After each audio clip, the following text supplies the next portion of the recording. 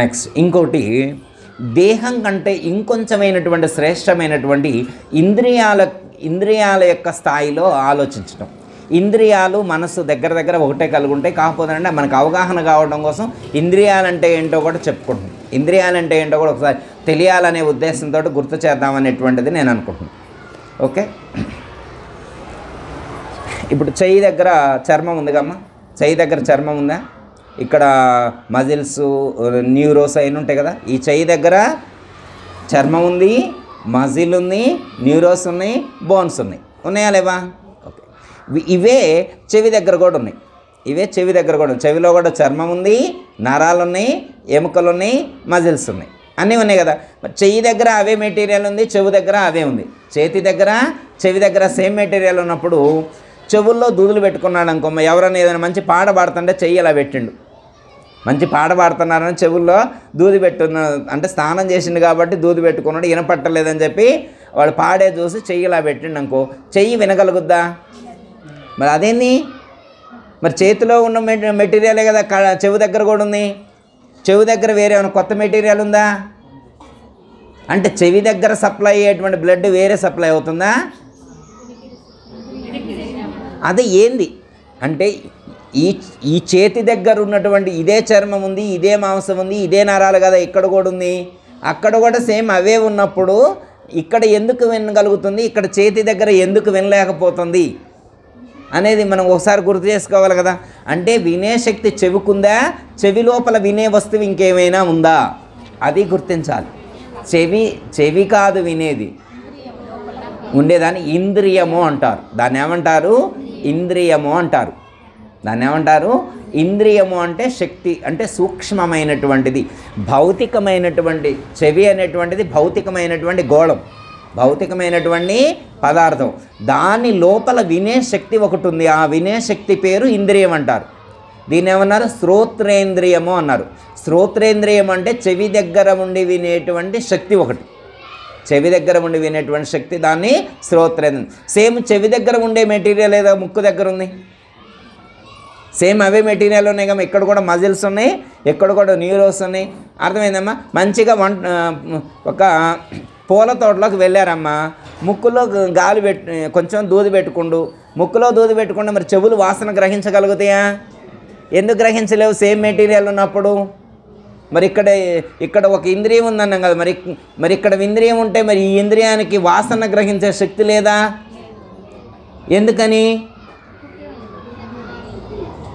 Same అదే material ఉన్నప్పుడు, అదే చర్మం, అదే మాంసం, అదే ఎముకలు, అవే నరాలు ఉన్నప్పుడు వినగలుగుతుంది. ఆ వినే శక్తి ఉన్నటువంటి దీనికి వాసన చూసే శక్తి లేదా?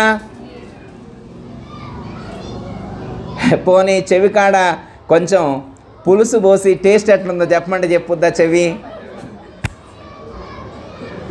లేదమ్మా. పోనీ ముక్కులో పోస్తే ఏమైనా ముక్కేమన్నా చెప్పగలుగుద్దా టేస్టు? లేదు. అది నాలుక మాత్రమే రుచిని ఎరగలుగుతుంది. మనకు ఎన్ని ఉన్నాయి ఇంద్రియాలు? 5 ఇంద్రియాలు ఉన్నాయి. ఎన్ని ఇంద్రియాలు ఉన్నాయి? 5 ఇంద్రియాలు ఉన్నాయి. ఏమంటవి? 1 చెవులు అంటే శ్రోత్రేంద్రియము అన్నారు. 2 చర్మము, చర్మము దగ్గర ఏ ఇంద్రియం ఉంటుంది? స్పర్శేంద్రియము అన్నారు. శరీరం మొత్తం కానీ స్పర్శేంద్రియం ఇక్కడ ఉంటుంది. అర్థమైందమ్మా? శ్రోత్రము, త్వక్కు. చక్షుహు అంటే నేత్రాల దగ్గర రూపాన్ని చూసేటువంటి శక్తి ఎక్కడుంది? నేత్రాల దగ్గర ఉంది. రూపాలను చూసే శక్తి అక్కడ ఉంది. ఓకే, అర్థమైందమ్మా? ఇంకోటి, వాసన ఎరిగే శక్తి ముక్కుకుంది, రుచిని ఎరిగే శక్తి నాలుగు. ఇవి ఇంద్రియాలు. ఇది సెకండ్ లెవెల్ అన్నమాట మనం తెలుసుకోవాల్సింది. ఇవి కూడా శరీరంలో కలిసిపోయినట్టే ఉన్నాయి. కళ్ళు, చెవులు, ముక్కు, నోరు, నాలుక, చర్మం మొత్తం ఒకటే విధంగా ఉన్నప్పటికీ కూడా ఇవి సెపరేట్ అన్నమాట. ఎందుకంటే వినటం కానీ, చూడటం కానీ, వాసన ఎరగడం, రుచి ఎరగడం, స్పర్శ ఎరగడం అనేటువంటి 5 క్రియలు చేస్తూ ఉన్నాయి. ఓకే, ఇంద్రియాలు అంటే అర్థమైంది కమ్మా? అంటే శరీరం యొక్క స్థితి కంటే, దేహ స్థితి కంటే ఇంద్రియాల స్థితి గొప్పది అని చెప్పడం అనేటువంటి జరిగింది. అది కొంచెం బెటర్. దానికంటే మనోస్థితి అన్నారు. దీన్ని ఏమన్నారంటే మనస్సు యొక్క లెవెల్. మనసు యొక్క లెవెల్ అనమాట. ఇది చాలా హయ్యెస్ట్, కొంచెం మనకు ఆధ్యాత్మికంలో ఉన్నటువంటి లెవెల్స్లో ఇది కొంచెం హయ్యెస్ట్ లెవెల్గా మనకి చెప్పారు. అంటే మనోస్థితిలో ఉన్నటువంటి వాళ్ళు ఏం చేయాలి అంటే అవతల వాళ్ళ మనసులో ఉండేటువంటి భావానికి మాత్రమే ప్రాధాన్యత ఇవ్వాలి. అవతల వాళ్ళ మనసులో ఉండేటువంటి భావానికి మాత్రమే విలువ ఇవ్వాలి. వాళ్ళ యొక్క శరీరం యొక్క ఆకారానికి కాదు, శరీరం యొక్క ఆకారానికి కాదు. అర్థమైంది? అంటే ఏంటర్థం? వాళ్ళ మనసులో ఉండేటువంటి జ్ఞానం ఏదైతే ఉంటుందో జ్ఞానానికి మాత్రమే మనం ప్రాధాన్యత ఇవ్వాలి, వాళ్ళ యొక్క ఆకారానికి కాదు. వాళ్ళ యొక్క పేరు, నీకు పేరు నచ్చవలసిన అవసరం లేదుగా. ఆయన పేరుతో నీకేం పని, ఆయన రూపంతో నీకేం పని, ఆయన చెప్పే మాట నీకు ఉపయోగపడితే చాలు కదా. ఒకసారి ఎవరో ఒక చోట రామాలయంలో సత్సంగం జరుగుతుందంట. రామాయణంలో సత్సంగం జరుగుతుంటే వాళ్ళ పిన్ని గారిని రమ్మని చెప్పింది. పిన్నమ్మ ఆయన బాగా చెబుతుండు, నువ్వు రామాలయంలో సత్సంగానికి రావాలి అని చెప్పింది.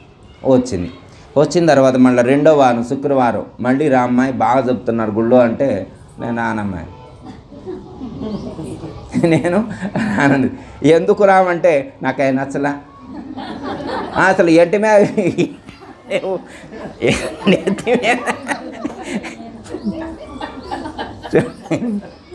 అంటే రూపం నచ్చాలా, రూపంతో పని ఏంటి నీకు? ఆయనకి చూడండి అమ్మా, ఇది మనోస్థితి. అర్థమైంది? అంటే వాళ్ళ యొక్క శరీరంతో సంబంధం లేకుండా వాళ్ళు పొట్టిగా ఉన్నా, పొడుగ్గా ఉన్నా, లావుగా ఉన్నా, బక్కగా ఉన్నా, నల్లగా ఉన్నా, తెల్లగా ఉన్నా, ఎలా ఉన్నప్పటికీ కూడా వాళ్ళ యొక్క రూపం ఎలా ఉన్నప్పటికీ కూడా, వాళ్ళ పేరు ఎలా ఉన్నప్పటికీ కూడా, ఆ పేరు నీకు నచ్చచ్చు నచ్చకపోవచ్చు, వాళ్ళ రూపం నీకు నచ్చచ్చు నచ్చకపోవచ్చు, కానీ వాళ్ళు చెప్పేటువంటి జ్ఞానం ఏదైతే ఉన్నదో అది ప్రధానమైనటువంటిది. దానికి ప్రాధాన్యత ఇవ్వాలా. నీకు ఆయన రూపంతో నీకేం పని? అర్థమైందమ్మా? చిన్న ఎగ్జాంపుల్ ఒకటమ్మని చెప్తాను నీకు, మీరు వినే ఉంటారు అయినా కానీ గుర్తు చేస్తే. ఇక్కడ సోక్రటీస్ పేరు విన్నారా ఎప్పుడన్నా? సోక్రటీస్ మంచి తత్వవేత్త అనమాట. ఆయన చూస్తే ఎవరు కూడా ఆయన మహాత్ముడని అనుకోరు. ఆయన బాడీ లాంగ్వేజ్ అలా ఉంటుంది. వెంట్రుకలు ఉండవు, సరిగా వెంట్రుకలు ఉండవు. పళ్ళు చాలా ఎత్తుగా ముందుకు వచ్చి ఉంటాయి అన్నమాట. మనకు చూడంలోనే ఒక విధమైనటువంటి ఫీల్ కలుగుద్ది. ఆయన చూడంలోనే ఈయన సోక్రటీస్ అంటే అనేట్లుగా ఉంటాడనమాట. మీకు అంత గ్లామర్గా ఉండడు,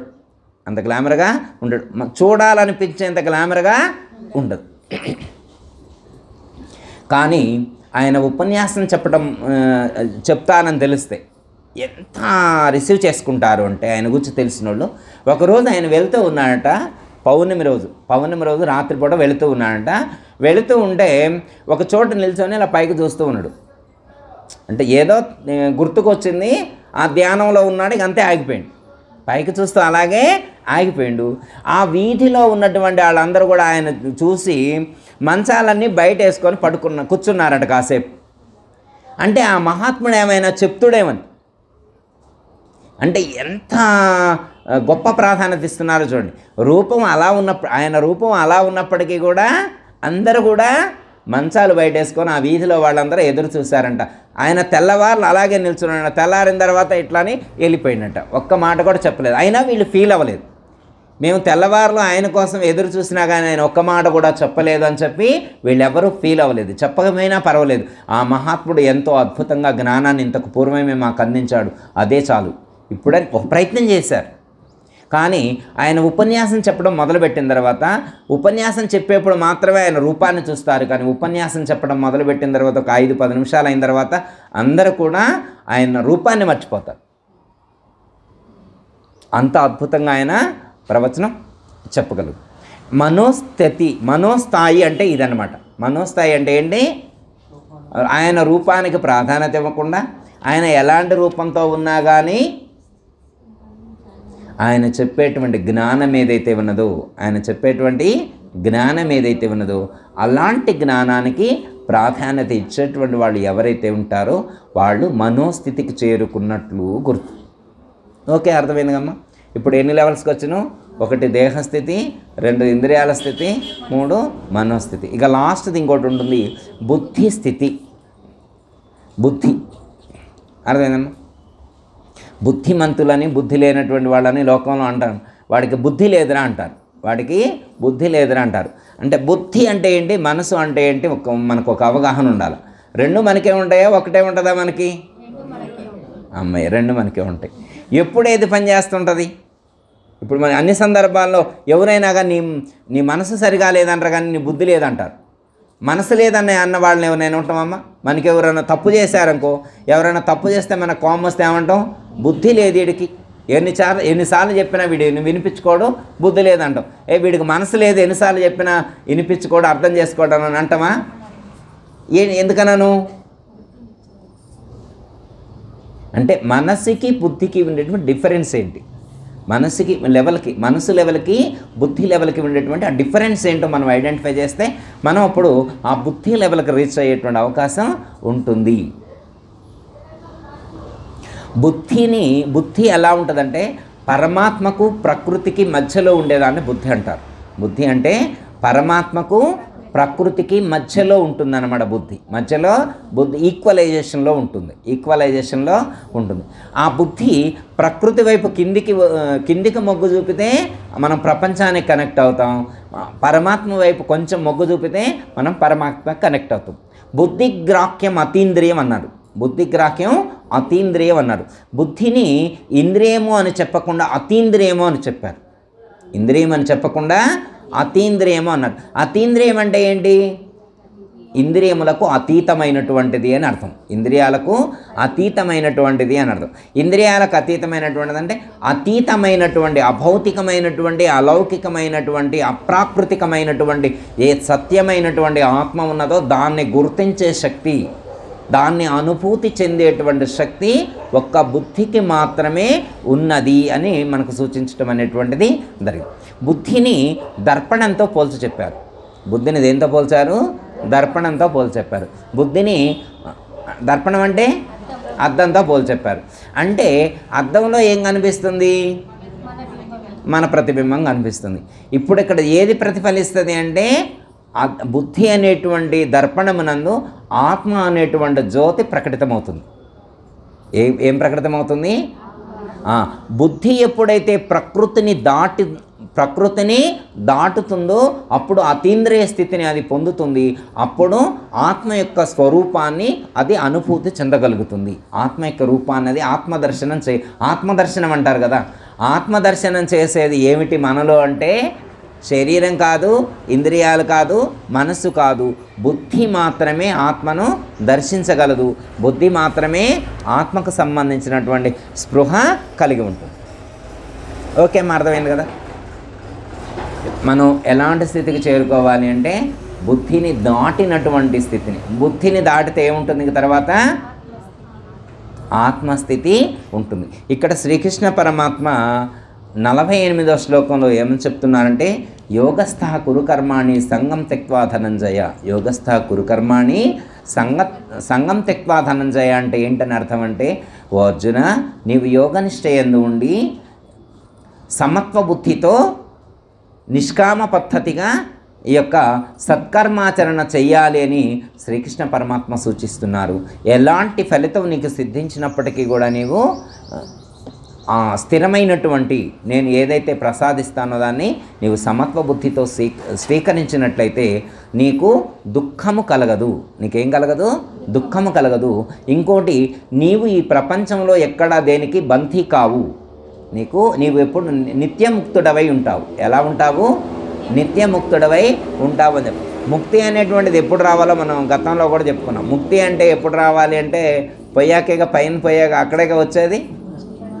అక్కడ కాదా మోక్షం? అక్కడ కాదమ్మా వచ్చేది. మోక్షం ఎప్పుడు రావాలా? చచ్చిపోయాకే వచ్చేది మోక్షం. చచ్చిపోయాక కదా వచ్చేది మోక్షం అమ్మా. బతుకున్నప్పుడు వచ్చిద్దా ఏంటి? ఒకడు బతుకున్నప్పుడే మోక్షం రావాలని అంటారా ఏంటి మీరు అమ్మా? మోక్షం వచ్చిందని సినిమాల్లో ఏం చూస్తున్నాం? పోయాకే వచ్చేది. వాళ్ళందరూ పైకి పోయాక మోక్షం వచ్చిందని అంటారా అనరా? మనకు మోక్షం రావాలంటే పొయ్యాకేగా రావాల్సింది. ఇప్పుడు పొయ్యాకు వచ్చేదానికోసమా మీ యుద్ధం అంతా? బతుకున్నప్పుడు వచ్చేదానికా? అమ్మాయి బతుకున్నప్పుడు వచ్చేదానికేగా యుద్ధం అంతా. ఓకే, ఇవి ఒక క్లారిటీ వచ్చింది. వీళ్ళని ఏమంటారంటే జీవన్ముక్తులు అన్నారు. ఏమన్నారు వీళ్ళని? జీవన్ముక్తులు. అంటే ఏంటంటే జీవించి ఉన్నప్పుడే అలాంటి ముక్తిని పొందాలి. జీవించి ఉన్నప్పుడే ముక్తిని పొందడం అంటే ఏంటి? జీవించి ఉన్నప్పుడే బంధాలను విడిచిపెట్టాలి అని అర్థం. మోక్షం అంటే వేరే ఏదో కాదు. జీవించి ఉన్నప్పుడే బంధాలను విడిచిపెట్టాలి. అలా విడిచిపెట్టబడినటువంటి బంధాలను విడిచిపెట్టిన తర్వాత దాని మీద మనకు ఆసక్తి ఉండదు అని సూచించడం అనేటువంటిది జరిగింది. ఇక్కడ 49వ శ్లోకంలో కూడా ఇదే భావాన్ని మనం కొనసాగిస్తూ ఉన్నారు. కర్మ కంటే ఫలాపేక్షతో కూడిన కామ్యకర్మ చాలా తక్కువైనది అని చెప్తున్నారు. అర్థమైందమ్మా? నిష్కామ కర్మ కంటే కూడా కామ్యకర్మ తక్కువైనటువంటిది అంటున్నారు. అంటే కామ్యకర్మ కంటే నిష్కామ కర్మ శ్రేష్టమైనటువంటిది అని చెప్తున్నారు. ఇంకా ఏమని చెప్తున్నారంటే ఇలాంటి కామ్యకర్మను కోరుకునేటువంటి వాళ్ళు, కామ్యకర్మను అంటే కోరికలు కోరుకునే వాళ్ళు ఉంటారు కమ్మా, కోరికలు కోరుకునే వాళ్ళని ఏమంటారు అంటే కృపణాహ ఫలహేతవః అన్నారు. కృపణాహ ఫలహేతవః అన్నారు. కృపణులు అంటే దీనులు అని అర్థం. కృపణులు అంటే దీనులు, అల్పులు, బుద్ధి తక్కువ వారు, ఇలాంటి పదాలు చాలా చెప్పుకోవచ్చు మనం. కృపణులు అలాంటి వాళ్ళు మాత్రమే కామ్యకర్మలు కోరుకుంటారు అన్నారు. అంటే కామ్యకర్మలు అంటే కామ్యకర్మ నిష్కామకర్మ, కామ్యకర్మ నిష్కామకర్మ రెండిట్లో ఏది బెస్ట్ అంటే పరమాత్మ ఏమని చెప్తున్నారంటే నిష్కామకర్మ శ్రేష్టమైనటువంటిది అంటున్నారు. కామ్యకర్మ అంత శ్రేష్టమైనటువంటిది కాదు అని చెప్తున్నారు. కానీ లోకంలో ఉన్నటువంటి వాళ్ళందరూ ఏం కోరుకుంటున్నారు? కామ్యకర్మ నిష్కామకర్మ. ఇప్పుడు మనం అంటే కామ్యకర్మ అంటే ఏంటంటే అర్థం ఏంటి? అర్థం మనకు తెలుసు, మళ్ళీ ఒకసారి గుర్తు చేసుకుందాం.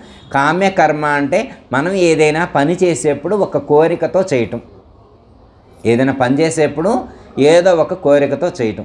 ఏమీ కోరిక లేకుండా ఎవరైనా పని చేస్తారా? ఏమీ కోరిక లేకుండా ఎవరైనా పని చేస్తారా? సపోజు ఎవరో సత్యనారాయణ స్వామి వ్రతం చేయమని చెప్పారు, మీరు సత్యనారాయణ స్వామి వ్రతం చేశారనుకోమ్మ, మాకు ఏమీ కోరిక లేదండి సత్యనారాయణ స్వామి వ్రతం చేస్తున్నాం అనేవాళ్ళు ఎంతమంది ఉంటారు? మాకు ఏం కోరిక లేదండి సత్యనారాయణ స్వామి వ్రతం చేస్తున్నాం, మాకు ఏమీ కోరిక లేదు, 108 సార్లు లలిత పారాయణం చేయాలనుకున్నాం, అలా ఏమీ కోరిక లేదు, మాకు ఏమొద్దండి, మాకేం వద్దండి, మాకు పుణ్యం కూడా వద్దు, మాకు పుణ్యం వద్దు, పాపం వద్దు, ఏం వద్దు, మాకు ఏమీ వద్దు, లలిత 108 సార్లు చదువుతారు. ఎంతమంది చదువుతారు? ఓకే, మనం లలిత చదివారు అనుకో అమ్మ, 108 సార్లు లలిత చదివారు అనుకో, నీకు వద్దకపోతే పక్కింటి ఆయన అడిగిండు అనుకో, ఇస్తావా? నీకైతే వద్దన్నావుగా. పక్కింటి ఆయన వచ్చి అమ్మ నువ్వు 18 సార్లు చదివిన లలిత పారాయణం చేసినావు, అదేదో నాకు కొంచెం దారపోయావమ్మ, మా అమ్మాయికి ఉద్యోగం రావట్లేదు, ఒకసారి అమ్మవారిని అడుక్కుంటాను, మరి ఈ రాదు నీకు వద్దకపోతే? నీకైతే వద్దు, వాళ్ళకైతే ఇవ్వు. అంటే కావాలనుకుంటున్నావా వద్దనుకుంటున్నావా? అంటే బయట కావాలని బయటికి అంటలేదు కానీ లోపల మాత్రం అదే ఇంటెన్షన్ ఉంది. ఓకే, అంటే వద్దనుకున్నటువంటి వాడు వద్దనుకున్నట్టు ఉండాలి కదా. సపోజు ఈ ఫోన్ అమ్మ, ఫోన్ అంటే అంత కాస్ట్ కాదు, వద్దనుకో కష్టం, కానీ పెన్ను ఇది వద్దనుకున్నాడు, ఈ పెన్ను తనకు వద్దనుకొని ఆడబెట్టిండు అనుకో అమ్మ, ఇది నాకు అవసరం లేదు వద్దను. ఎవరైనా వస్తే ఇవ్వడానికి ఆలోచిస్తారా? వద్దనుకున్న తర్వాత ఎవరైనా వస్తే ఎమ్మటే ఇచ్చేస్తారు, వద్దనుకున్నాడు కాబట్టి. తనకి 2 చీరలు పాతబడిని, అది కట్టుకోదలుచుకోలేదు, పక్కన పెట్టారు. పక్కన పెడితే ఎవరైనా వచ్చారనుకోమ్మ, అమ్మ కొంచెం ఏదైనా దానం చేయండి అంటే ఇస్తారా ఇవ్వరా? ఇస్తారు. కానీ పైకైతే వద్దనంటున్నారు కానీ ఎవరికి దానం చేయట్లేదు అనుకోండి, ఏమన్నట్టు? అంటే ఇంకా కోరిక ఇంకా వాళ్ళు విడిచిపెట్టలేదని అర్థం. పైకి అంటున్నారు, పైకి మాత్రం నాకేమొద్దు అంతా అమ్మవారే చూసుకుంటుంది, అంతా స్వామివారే చూసుకుంటాడు, నేనేం అడగట్లేదమ్మా. పిల్లగాడికి ఉద్యోగం కావాలి నేను ఇంతవరకు అడగల, పిల్లవాడికి ఉద్యోగం రావాలని నేను ఇంతవరకు అడగలేదు. కానీ 5 మంగళవారాల వ్రతం చేశా, వైభవ లక్ష్మి వ్రతం చేసా అమ్మ, 5 వారాలు చేశా, ఏమైతే అడగల. మరి అడిగినట్లా అడగనట్ట? అంటే మనం పైన అడగకపోయినా కానీ లోపల పొరల్లో కూడా అంతరాంతరాల్లో కూడా అలాంటి ఏ కోరిక కూడా ఉండకూడదు అన్నారు. ఇలా ఏ కోరిక ఉండకుండా ఉండడం గృహస్థుకి సాధ్యం అవుతుందా అంటే కొంచెం కష్టం. సన్యాసి అనుకోమ్మా, నో ప్రాబ్లం. సన్యాసి అయితే నో ప్రాబ్లం. మరి మనం గృహస్థులం కదా, మరి ఇల్లు కోరుకో. ఇల్లు కావాలని కోరుకోవడం మంచిదా కాదమ్మా? పిల్లగాడికి ఉద్యోగం రావాలని కోరుకోవడం తప్ప? భార్యకి ఆరోగ్యం బాగోవాలనుకోవడం తప్ప? అత్తామామలు బాగుండాలని రోజు దేవుడికి దండం పెట్టుకోవడం మంచిదే కాదా? మరి ఎందుకు మరి ఇలాంటివి ఏం కోరికలు వద్దు అని ఇందులో చెప్తున్నారు 49వ శ్లోకంలో. 2వ అధ్యాయంలో 49వ శ్లోకంలో ఏమని చెప్తున్నారు? ఏం కోరుకోవద్దన్నారు. కామ్యకర్మ కంటే కూడా నిష్కామ కర్మ శ్రేష్టమైనటువంటిది. కామ్యకర్మ చేసేటువంటి వారు అల్పులు దీనులు అని చెప్పారు. కోరికలతో కర్మలు చేసేటువంటి వాళ్ళను అల్పులు దీనులు అని చెప్తున్నారు. ఎందుకంటే మనకి పాతదే మీకు తెలిసిందే ఉంటుందమ్మా, పెద్దలు చెప్తూ ఉంటారు, మనం కోరితే కోరిన వరకే ఇస్తారట. కోరితే ఏమిస్తారు? కోరిన వరకే ఇస్తారట. కోరకపోతే మనకేది అవసరమో అది ఇస్తారంట. మనకు అవసరమైంది ఇవ్వమనే, మనకు అవసరమైంది ఆయన ప్రసాదిస్తాడు అనే నమ్మకం మనకుంటే మనం కోరకుండా ఉంటాం. మనకు అవసరమైంది ఆయన ప్రొవైడ్ చేయగలడు అనేటువంటి నమ్మకం మనకుందనుకోమ్మా, అడుగుతామా?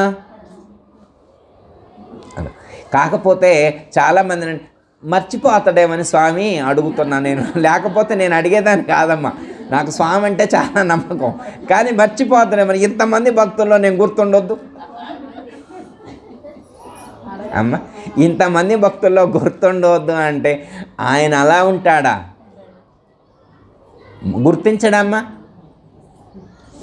కానీ వినే ఉంటారు ఒకసారి.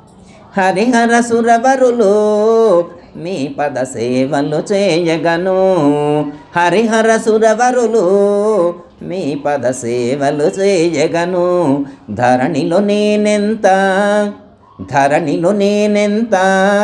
నాపై దయచూపుము దేవా, నాపై దయచూపుము దేవా.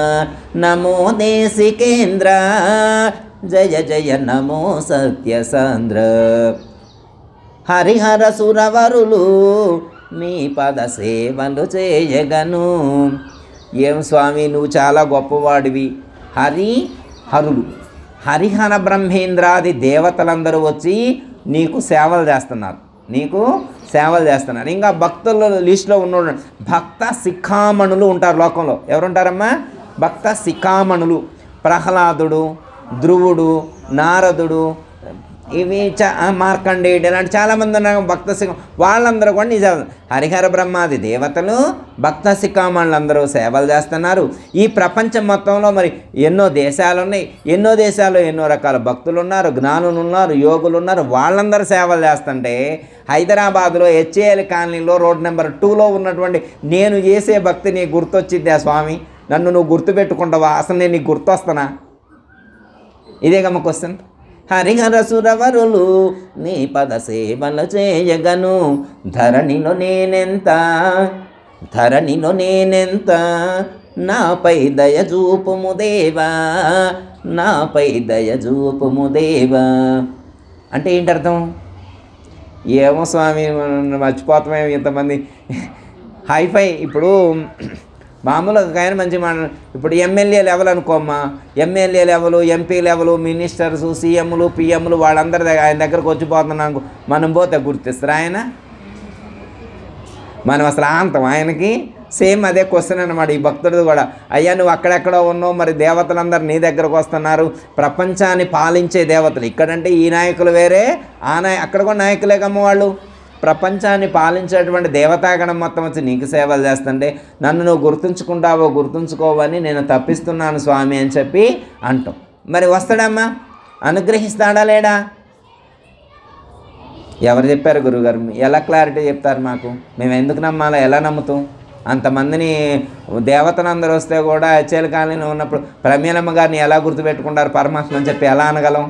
అనితా గారిని గుర్తుపెట్టుకుంటారని ఎలా అనగలం అమ్మ?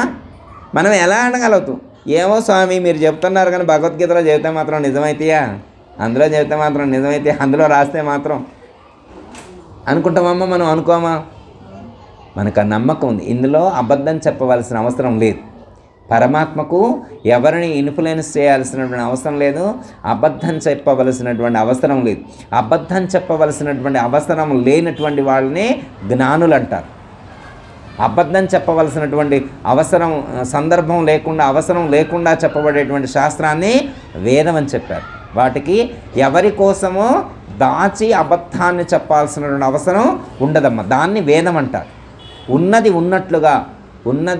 ఉన్నట్లుగా పలికేటువంటిది శాస్త్రం, వేదం, గురువు. ఓకే, ఎగ్జాంపుల్ ఒకటి చెప్తాను, మీకు తెలిసిందే, మళ్ళీ అయినా కానీ గుర్తు చేసుకోవడం. ఇప్పుడు సూర్యుడు ఉదయించాడనుకో, ఇప్పుడు హెచ్ఏఎల్ కానీ ఒక్క హెచ్ఏఎల్ కాలనీలో ఉదయిస్తాడా, అమీర్పేటలో కానీ, కేపీహెచ్బిలో కానీ, మాదాపూర్లో కానీ అక్కడ కూడా సేమ్ సూర్యుడే ఉదయిస్తాడా? బొంబాయి, బెంగళూరు, కలకట్టా, ఢిల్లీ సేమ్ ఈ సూర్యుడేనా అక్కడ కూడా? ఓయ్ అంటే సూర్యుడు సమస్త ప్రాంతాలను ఒకేసారి ప్రకాశింపచేస్తున్నాడు అనే దానికి ఏమన్నా క్వశ్చన్ ఉందా మనకి? Okay, done. ఇది అర్థం. నెక్స్ట్ ఇంకో ఎగ్జాంపుల్ ఇదే, గాలమ్మ. ఇప్పుడు కలకత్తాలో గాలి వేరే, బెంగళూరులో గాలి వేరే, మద్రాసులో గాలి వేరే, హైదరాబాద్లో గాలి వేరే, సికింద్రాబాద్లో వేరే గాలి, రకరకాల గాలి ఉందా? అంతా ఒకటే గాలా? అంతా ఒకే గాలి. లేకపోతే అమ్మా, ఇప్పుడు సపోజ్ మీరు మీ ఫ్రెండు రష్యా వెళ్ళాడు, వచ్చేప్పుడు అక్కడ మంచి బెలూన్లు బాగున్నాయి, 2 కొనక్కరా అంటే 2 కొనుక్కొచ్చిండు. 2 బెలూన్లు కొనుక్కొచ్చిండు. పిల్లగాడు ఆడుకున్న తర్వాత కాసేపు ఆడుకున్న తర్వాత వాడికి వాటి మీద ఇష్టం తీరిపోయింది. ఇప్పుడు పిన్నీస్ తీసుకొని 2 గుచ్చిండు, బెలూన్లు 2 పగిలిపోయినాయి. ఇప్పుడు ఆ బెలూన్లు ఎక్కడి నుంచి వచ్చినాయి? రష్యా నుంచి వచ్చినాయి. ఎక్కడి నుంచి వచ్చినాయి? రష్యా. ఇప్పుడు అందులో ఉన్న గాలి ఎక్కడి నుంచి వచ్చింది? గాలి కూడా రష్యా నుంచి గాలి వచ్చింది. ఇప్పుడు పిల్లగాడు పిన్నిస్ తీసుకొని పొడిస్తే ఇప్పుడు ఆ బెలూన్లో ఉన్నటువంటి రష్యా నుంచి వచ్చిన గాలి రష్యా పోయి కలవాలా, ఇక్కడున్న గాలిలో కలుస్తా? పోయి ఆ గాలి ఈ గాలి ఒకటేనా? రష్యాలో ఉన్న గాలి ఈ గాలి ఒకటేనా? వాళ్ళు పీల్చుకునేది మనం పీల్చుకునేది ఒకే గాలా? చూడమ్మా, ఒక్క సూర్యుడే సమస్త దేశాలను ఎలా ప్రకాశింపజేస్తున్నాడో, ఒక్క వాయువే సమస్త లోకాలన్నింటిలో ఒకే విధంగా ప్రాణులను జీవింపచేస్తూ ఉందో, అలాగే ఆత్మ కూడా, ఆ దైవం కూడా సమస్త ప్రాంతాలలో, అర్థమైంది, సర్వకాల సర్వావస్థల యందు కూడా, సర్వ దేశాల యందు సర్వకాలాల యందు కూడా ఒకే స్థితిలో ప్రకటితమవుతుంది. ఇంకెంతకంటే మనకి ఎగ్జాంపుల్స్ ఏం కావాలి? ఏమండి గురువు గారు, ఆ ప్రాణం ఏదైతే ఉన్నదో అది దొంగతనం చేసిన వాడి లోపలకు పోదండి, అలాంటి ఏదైనా పెట్టారనుకో, మా పరమాత్మ కనుక ఈ ప్రపంచంలో మంచి పని చేసిన వాడికి మాత్రమే దైవాన్ని ఆరాధన చేసేటువంటి వాళ్ళ ముక్కులోకి ఆ గాలి వెళ్ళాలి, ఎవరైతే తప్పు చేశారో వాళ్ళ ముక్కులోకి గాలి వెళ్ళకూడదు అనే ఆప్షన్ పెట్టారనుకో, ఈ ప్రపంచంలో ఎంతమంది బతుకుతారు? ఓకే, అంటే ధర్మం చేసిన వాళ్ళు మాత్రమే బ్రతుకుతారు, వాళ్ళలోకి మాత్రమే గాలి ప్రవేశిస్తుంది అని చెప్పారనుకోమ్మ. అధర్మం చేసిన వాళ్ళ లోపలికి ప్రాణము ప్రసరితం కాదు అని చెప్పారనుకోమ్మ. దేశంలో 90% ఖాళీ అయింది, అంతేకమ్మా. 10% కూడా ఉంటారమ్మా ధర్మాత్మలు. ఓ మా అమ్మగారు 10% కూడా ఉంటారు అంటున్నారుగా, 5% వేసుకుందాం. ఉంటారు ఎక్కడో అక్కడో ఇక్కడో అమ్మ, మహాత్ములు ఎక్కడో మహాత్ములు ఉంటారు. అంటే ఏంటి అర్థం? ఏంటంటే పరమాత్మ సర్వత్రా వ్యాపించి ఉన్నాడు అనేది మనకు దృఢం అవుతుంది. ఇది ఓకేగమ్మా. అంటే మనం ఎక్కడ ఉండి అర్థించినా కానీ, ఎక్కడ ఉండి ప్రార్థించినా కానీ పరమాత్మ ఖచ్చితంగా స్పందిస్తారు అనే జ్ఞానం దృఢమైంది. అర్థమైందమ్మా. నేను ఎక్కడో ఉండి ప్రార్థిస్తే ఆయన అనుగ్రహిస్తాడో లేడో అనే సంశయం కానీ సందేహం కానీ మనకి లేకుండా ఒక క్లారిటీ అనేటువంటిది వచ్చింది. కాబట్టి మనం ఎక్కడుండి ప్రార్థించినా కానీ యాక్సెప్ట్ చేస్తారు. ఇక్కడ ఏవద్దంటున్నారు మనకి? కామ్యం కర్మ అంటున్నారు. కోరికతో చేయొద్దు అంటున్నారు. ఏ కోరిక లేకుండా నిష్కామ పద్ధతిగా, కోరిక లేకుండా సత్కర్మలు చేయాలి. కోరిక లేకుండా సత్కర్మలు చేయటం వల్ల ఏమవుతుందంటే మనకు ఏది అవసరమో దాన్ని అనుగ్రహిస్తారు. మనకు ఏదైతే అవసరమో దాన్ని వారు అనుగ్రహిస్తారు. అందులో ఏమాత్రం కూడా సందేహించవలసిన అవసరం లేదు. ఇస్తారో ఇవ్వరో అనేటువంటి సంశయం కానీ సందేహం కానీ మనకు వద్దు. అర్థమైందా? ఎందుకంటే సర్వస్త్ర పిపీలకాది బ్రహ్మపర్యంతము వరకు కూడా, పిపీలకాది బ్రహ్మపర్యంతము వరకు కూడా సమస్త చరాచర జగత్తునందంతటా కూడా వ్యాపించి ఆ పరమాత్మ ఉండి సమస్త ప్రాణులను జీవింపచేస్తున్నాడు. కాబట్టి ఆ పరమాత్మ ఎప్పుడైనా ఎవరినైనా అనుగ్రహిస్తారు. అంటే భగవద్గీతలో చెప్పబడినటువంటి లక్షణాలు కలిగి ఉన్నటువంటి వాళ్ళను అనుగ్రహిస్తారు. కాకపోతే మనిషి ఏంటంటే అమ్మ, ఈ కామ్యకర్మ చేస్తూ అహంకారంతో జీవిస్తూ ఉంటాడు. నేనే గొప్ప అనేటువంటి అహంకారంతో జీవిస్తూ ఉంటాడు. అది మాత్రమే తనకు దుఃఖాన్ని కలిగిస్తుంది. మీరు వినే ఉంటారు. చిన్న ఎగ్జాంపుల్, ఒక రాజు తన పరిధిలో ఉన్నటువంటి ఆ ప్రాంతం మొత్తాన్ని కూడా నేనే పోషిస్తున్నాను, నేను లేకపోతే ఈ ప్రజలు ఎవరూ బ్రతికేవాళ్ళు కాదు, నేను కాబట్టే సరైనటువంటి సమయంలో సరైనటువంటి నిర్ణయాలు తీసుకొని ఈ ప్రజలకు ఏది అవసరమో వాళ్ళ యొక్క అవసరాలను తీర్చుతూ నేను ఇంత మంచిగా పరిపాలిస్తున్నాను, నేనే వీళ్ళను జీవింపజేస్తున్నాను, నేనే వీళ్ళను బ్రతికిస్తున్నాను, నేను లేకపోతే వీళ్ళకు బ్రతుకు లేదు అనేటువంటి అహంకారంతో ఉన్నాడు. నేను లేకపోతే వీళ్ళకి బ్రతుకు లేదు అనేటువంటి అహంకారంతో ఉన్నాడు. ఇక ఎప్పుడైతే ఏళ్ళలో అహంకారం వచ్చిందమ్మా, అహంకారం వచ్చిన కాడి నుంచి ఇక పెద్దలని, గురువులని, యోగులని, మహాత్ములని, జ్ఞానులని ఎవరిని కూడా ఎవరిని గౌరవించట్లేదు. అయితే శిష్యుడు తప్పు చేస్తే సరిదిద్దవలసినటువంటి బాధ్యత ఎవరికి ఉంటుందమ్మా? గురువుకు ఉంటుంది. ఒక కొడుకు తప్పు చేస్తే సరిదిద్దవలసినటువంటి బాధ్యత తండ్రికి ఉంటుంది. ఇప్పుడు తన రాజ్యంలో ఉన్నటువంటి ఆ రాజు తప్పు చేస్తే ఆ రాజును సరిదిద్దవలసినటువంటి, అతనికి జ్ఞానోదయం కలిగించవలసినటువంటి బాధ్యత ఆయన గురువుకి ఉంది. అందుకే గురువు గారు రాజ్యంలోకి వచ్చారు. ఇంతకుముందు గురువు గారు వస్తున్నారని తెలిస్తే ఎదురు వెళ్ళి పాదాలు కడిగి ఆ రథంలో తీసుకొని వచ్చి ఉచితాసనం మీద కూర్చోబెట్టి 2 పుష్పాలు సమర్పించి సాష్టాంగ నమస్కారం చేసేవాడు రాజు. ఈయనకి ఎప్పుడైతే అహంకారం వచ్చిందో అప్పుడు ఈయన వెళ్లకుండా మంత్రిని పంపించిండు. నేనేం లేదేంటి, నేనే ఇంత గొప్పోడిని, ఇంతమందిని నేనే బ్రతికిస్తూ ఉంటే మళ్ళీ ఆయన ఎవరో వస్తే ఆయనకి నేను ఎదురు వెళ్ళటం ఏంటి, ఇంత గొప్పోడిని నేను వెళ్ళటం ఎందుకు, మంత్రి చాలే అని చెప్పి మంత్రిని పంపించిండు. సరే, మంత్రికి గురువుకి ఆ మాత్రం తెలియదా, ఎవడు ఏ స్థితిలో ఉన్నాడో తెలియకపోతే ఆయన గురువు అవుతాడా? ఈయనకు అర్థమైందన్నమాట. రాజుగారికి ఎలాంటి వ్యాధి అంటారు కదా, ఏం జబ్బు పట్టుకుంది, అహంకారం అనే జబ్బు పట్టుకుంది వాడికి, దాన్ని వదిలించాలి అనుకున్నాడు. సరే, ఫిక్స్ అని సందర్భం రావాలి, రాంగులోనే చెప్పడం కాదు, సమయస్ఫూర్తి ఉంటుంది మహాత్ములకి. ఏంటంటే సందర్భం వచ్చినప్పుడు చెప్తేనే వాడింటాడు, ఎప్పుడు పడితే అప్పుడు చెబితే వెండు.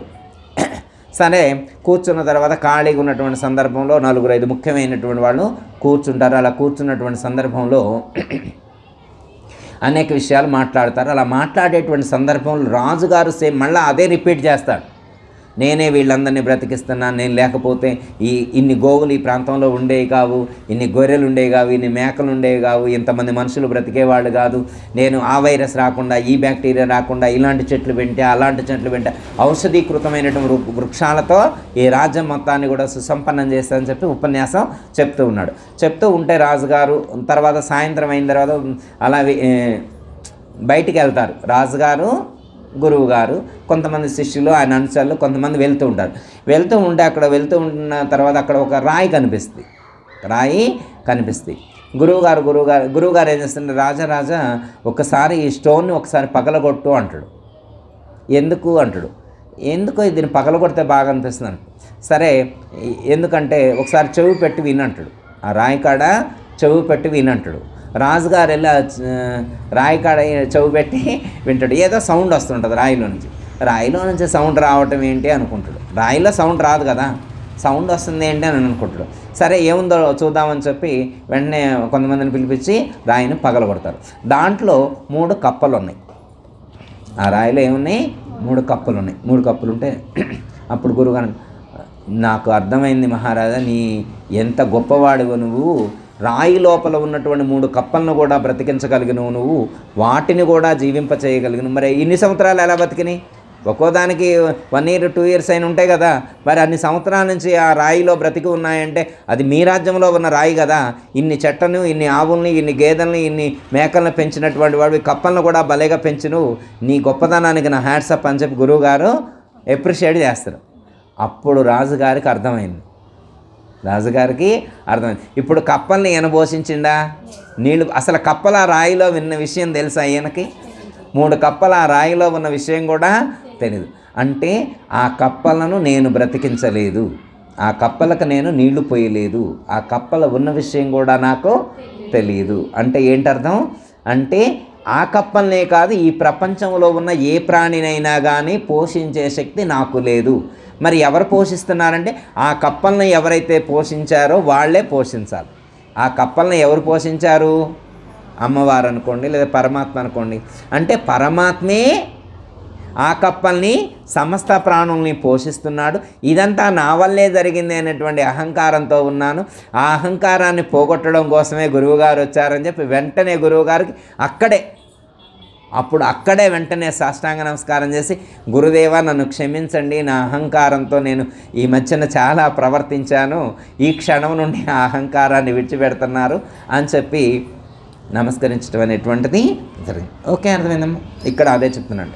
మనం కామ్యకర్మ చేస్తే అహంకారం వచ్చే అవకాశం ఉంటుంది. అంటే మనం ఒక కోరికతో చేసినప్పుడు ఆ కోరిక తీరిన తర్వాత దైవాన్ని మర్చిపోతాం. ఇప్పుడు డబ్బులు రావాలని దేవుడికి దండం పెడతారమ్మా.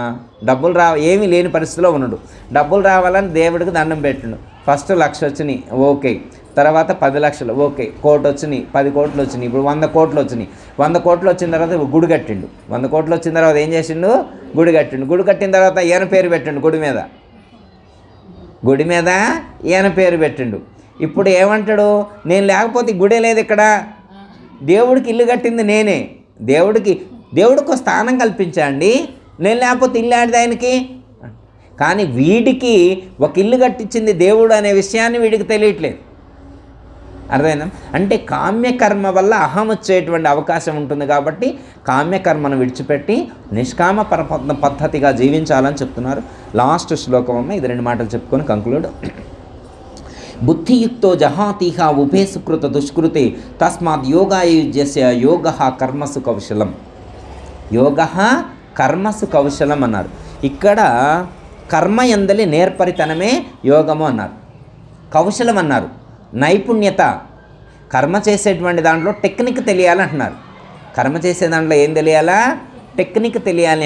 టెక్నిక్ తెలియకపోతే నీవు ఇబ్బంది పడే అవకాశం ఉంటుంది, ప్రమాదాన్ని కొని తెచ్చుకునే పరిస్థితి ఏర్పడుతుంది. ఆ టెక్నాలజీనే జ్ఞానం అన్నారు, ఆ టెక్నాలజీనే వేదం అన్నారు. టెక్నాలజీని ఏమన్నారు? వేదం అన్నారు. టెక్నీషియనే సద్గురువు, మహాత్ముడు జ్ఞాని. టెక్నీషియన్ ఎవరు? జ్ఞాని. టెక్నాలజీ పేరు జ్ఞానం. వేదం అన్న ఉపనిషత్తులన్న అదే టెక్నాలజీ. ఓకే, అర్థమైందమ్మా? అది తెలియాలని దాన్నే కర్మసు కౌశలం అన్నారు. కర్మ చేసేటువంటి దాంట్లో ఆ టెక్నిక్ తెలియాలి నీకు. ఆ టెక్నాలజీ నీకు తెలిస్తే ఆ టెక్నిక్తో నువ్వు జీవించగలవు. ఏం తెలియాలి మనకి? టెక్నాలజీ తెలియాలి. ఈ ప్రపంచంలో ఎలా జీవించాలో ఆ టెక్నిక్ తెలియాలి. ఆ నైపుణ్యత అనేటువంటిది నీకు రావాలి. కొన్నిట్లో మనం నైపుణ్యంగానే జీవిస్తాం తెలిసిన వాటిలో, కానీ కొన్ని విషయాలు తెలియనప్పుడు మనం నైపుణ్యంగా జీవించలేం. కాబట్టి అలా తెలియని వాటిని తెలుసుకోవడం కోసం శాస్త్రం ఉంది. ఆ శాస్త్రం యొక్క అవసరంతో మనం జీవించాలి. టెక్నిక్ ఎలా ఉంటుందని ఎగ్జాంపుల్ ఒకటి మనం గుర్తు చేస్తాం. ఒకళ్ళ ఇంట్లో ఉన్నట్లుండి ఫ్యాన్ ఆగిపోయింది. ఫ్యాన్ తిరగట్లేదు, ఆగిపోయింది. ఫ్యాన్ తిరగడం ఆగిపోతే ఎలక్ట్రీషియన్ని తీసుకొచ్చారు. ఇప్పుడు ఆయన ఫ్యాను ఊడదీస్తే వైరు ఊడిపోయిందనే విషయం తెలిసింది. ఆయనకి ఏం తెలిసింది? వైరు ఊడిపోయిందనే విషయం తెలిసింది.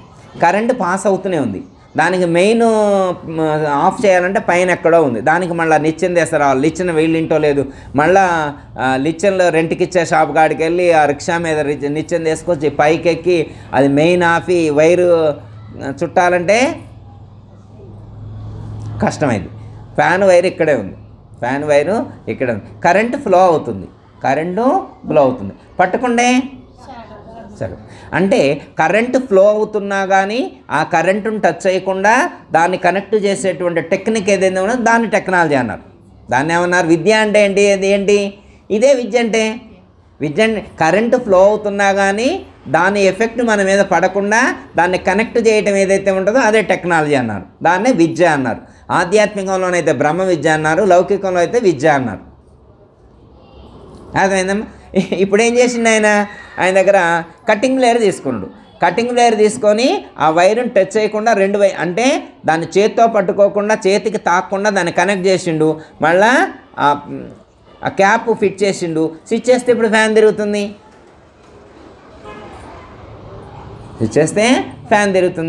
ఇది మనం గుర్తించాల్సింది. ఓకే, అక్కడంటే కనెక్షన్ ఇచ్చిండు, బాగానే ఉంది, అది అర్థమవుతుంది.